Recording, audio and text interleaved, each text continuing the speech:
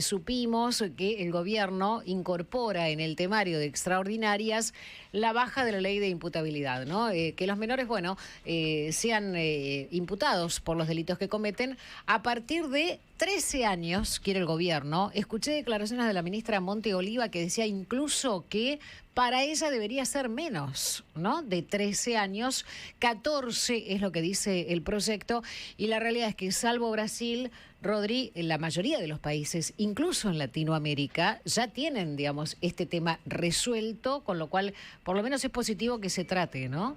Sí, claro, ahí la reforma, el planteo hoy de la ley de penal juvenil habla de 16, la edad de imputabilidad, y la idea del gobierno en este proyecto es que se baje a lo que decías vos, 13. Entiendo que hubo dos proyectos que naufragaron y que perdieron el estado parlamentario en los años anteriores, y que ahora, bueno, el gobierno plantea que en febrero entre en el temario de extraordinarias, ¿no? Bueno, vamos a hablar con Alejandro Ñamandú, que es especialista en seguridad y titular de la consultora Fidelem, porque ayer también decíamos que no se trata solo de, bueno, bajamos la edad y listo, ¿no? Son un montón de factores que hay que contemplar para que finalmente resulte, si no vamos a seguir bajando y da lo mismo, ¿no? Alejandro, buen día, soy Mariel Dilenarda, estoy acá en el programa de Bonelli con todo mi equipo, ¿cómo va?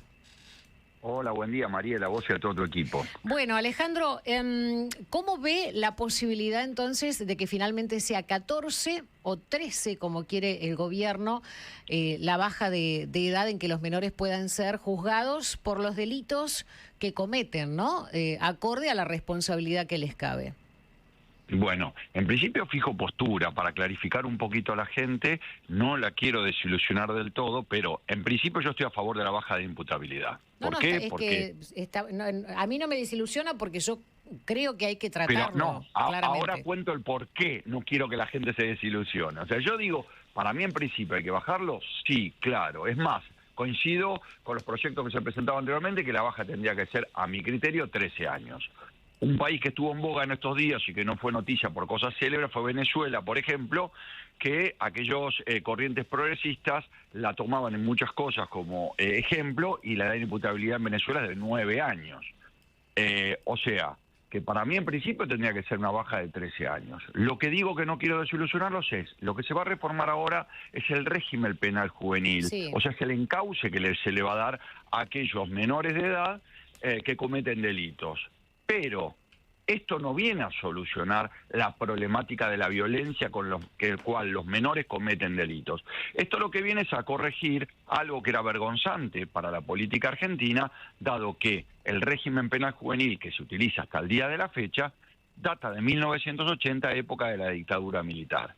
Que hoy los analistas vemos, obviamente, que el mundo ha cambiado y que tiene un montón de fallas, pero que aquellos puristas, garantistas, hablan que este régimen tal cual como está es demasiado abusivo porque se enrolan en la corriente educativa y protectora, amparándose en varias convenciones del derecho del niño, que claramente a la gente, por eso en varias participaciones que tuve le pedí, por favor, a la gente del gobierno que comunique y deje expuesto a aquellos que no vienen a solucionar el problema del crimen que cometen los menores, que es lo que estamos padeciendo y es el motivo por el cual está tan en boga la temática. Entonces, el debate tiene que ser más profundo y claramente tiene que venir acompañada esa reforma con el presupuesto pertinente y la creación de institutos para ver a dónde se van a recluir esos menores, porque si no vamos a tener una ley y después los jueces no van a tener a dónde remitirlos, ¿se entiende? Sí, se entiende. Hoy por hoy, digamos, no, bueno, usted conoce seguramente también el tema.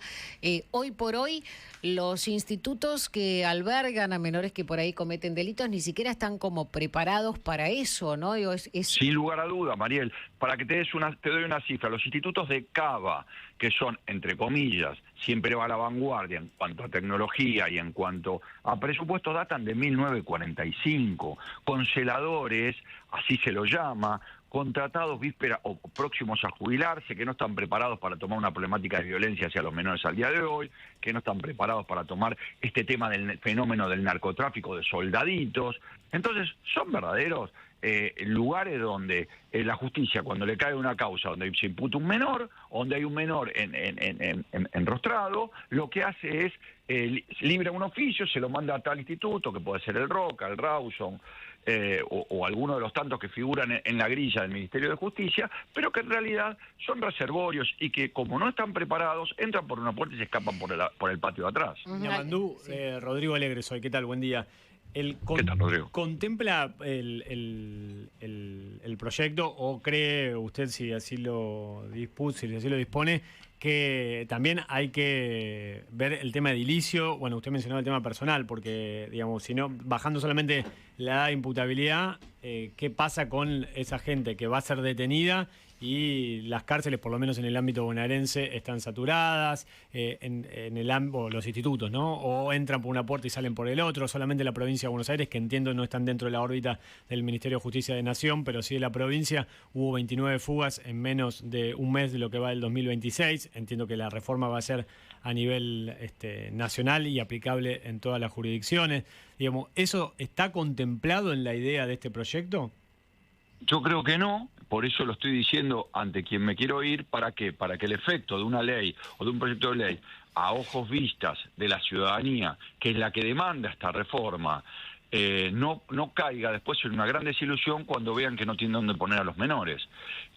Uno de los argumentos por el cual no lo contempla, porque como nuestro país es un país federal y el delito, o sea, el régimen penal juvenil es a nivel nación, cada provincia es Claro. facultad propia e inherente de, digamos, aportar los institutos pertinentes, y serán las provincias y cada distrito quienes aporten los institutos acorde a la ley nueva. Yo Ahora planteo bien, esto porque en un momento determinado, y usted lo debe reconocer, incluso digamos como especialista en seguridad y aparte por haber sido funcionario sí. policial, lo que pasaba en la Ciudad Autónoma de Buenos Aires con el tema presos y el gobierno nacional, ¿no?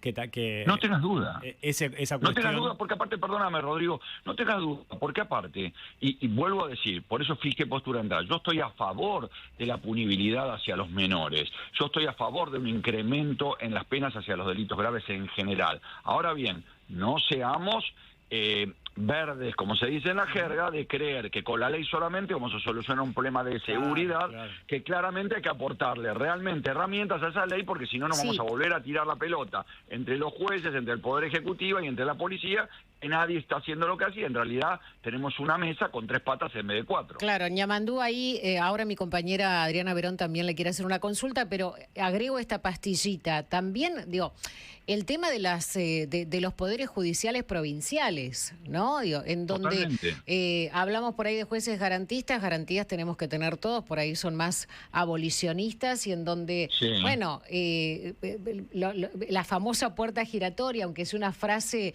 antigua y que volvemos a usar una y otra vez, entonces también en las provincias va a haber que fijarse, digamos, en eso. Si Por no, supuesto, o sea, el Ministerio de Justicia, el Ministerio de Seguridad deberán hacer una gran mesa de política de negociación, donde realmente el cambio debe ser cultural, como dijo el presidente ayer en su discurso. Los cambios que venimos dando en nuestro país tienen que ser culturales, y en el cual nos tenemos que allanar, y tenemos que, si bien respetamos las independencias del federalismo que genera nuestra propia Constitución, bueno, señores, sepamos que los que usan antifaz, como dijo el presidente en algún momento, son los delincuentes y los otros son los buenos. Pongámonos de acuerdo en algunos temas, porque si no, los que siguen padeciendo la ola de inseguridad son los propios ciudadanos. Buenos y son días. aquellos que los votan, ¿no? ¿Qué tal? Buenos días. Yo pensaba en la responsabilidad de los padres, ¿no? Más allá del Estado, digo, esos chicos preadolescentes tienen padres, tutores, responsables. ¿Qué rol podrían llegar a cumplir?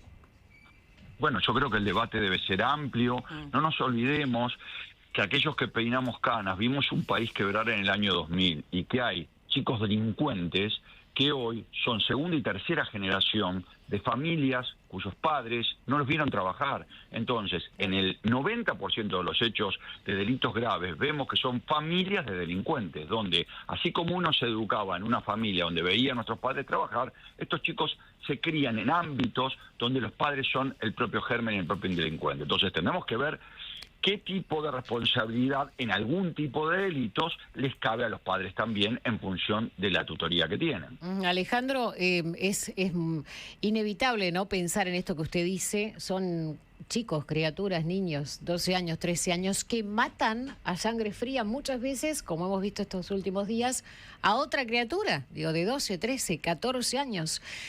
Por su experiencia, en el caso de que se le pueda dar, ¿no?, al homicida, porque eso es, más allá de la edad, la contención suficiente, ¿no? Digo, que se pueda recuperar de las drogas, que se le pueda dar ese contexto de amor que quizá no tuvo. ¿Se recuperan? Yo creo que algunos casos sí, otros no. Entonces, por eso hago hincapié en que vamos a tener que tener preparados institutos y profesionales para que en función del delito que se le enrostra o en función de cada caso en particular puedan tener un lugar de alojamiento distinto para poder prepararlos y resocializarlos para entregar a la sociedad alguien que entró como un joven delincuente y que salga como un adulto responsable. Ahora, no seamos tan ilusos en creer que en el 90% pasa esto. Hay muchos casos que no tienen poder de recuperación. En ese caso, vamos a tener que crear institutos donde tengan la seguridad pertinente para que no se eche a andar el aparato del Estado con el gasto que trae pertinente y que a los 2 días o antes que se termine de escribir el sumario penal, terminen escapados por la puerta de atrás. Ajá, lo aprovecho usted que lo tengo para hablar con Rodrigo del porcentaje o de la cifra, ¿no?, que supuestamente dieron a conocer estos días. No se lo escuchaba a Bernie también en la semana decir que es una cifra mentirosa. Desde el Ministerio de Seguridad Nacional no tienen, digamos, todavía la capacidad de que muchas provincias, por ejemplo Buenos Aires, entregue la cifra, pero decían, bueno, la incidencia del delito o del homicidio de los menores es de menos del 1%. Y la realidad es que pareciera ser mucho mayor, ¿no? Mariel, la realidad que cubren ustedes todos los días en los medios te demuestra y te da un bofetazo que esas cifras no están actualizadas y no son reales. Y si no, pregúntenle al vecino de La Matanza, al vecino de San Martín, al vecino de todos los distritos donde vemos día a día Florencio Varela, donde se ha celebrado esta cosa que se romantizan estos velorios o entierros tumberos. ¿Qué es? Esto es una copia burda de lo que pasaba en México en el año en los 90 o en Colombia. No tenemos que llegar a esos estadios. Alejandro, gracias por estos minutos. No, por favor, espero que tengan buen día. Alejandro Ñamandú, especialista en seguridad, titular de la consultora Fidelem y, como bien dijo Rodrigo, un hombre con experiencia, ¿no?, desde los cargos que ha ocupado en materia de seguridad. Me parece que era una discusión que nos debíamos, digo, como sociedad, porque él lo mencionaba. Esta semana fue, viste que hay casos, además, toda muerte es impactante, y sobre todo para la familia, los amigos y para la víctima, pero hay casos que hacen más mella que otros, ¿no? Digo, esta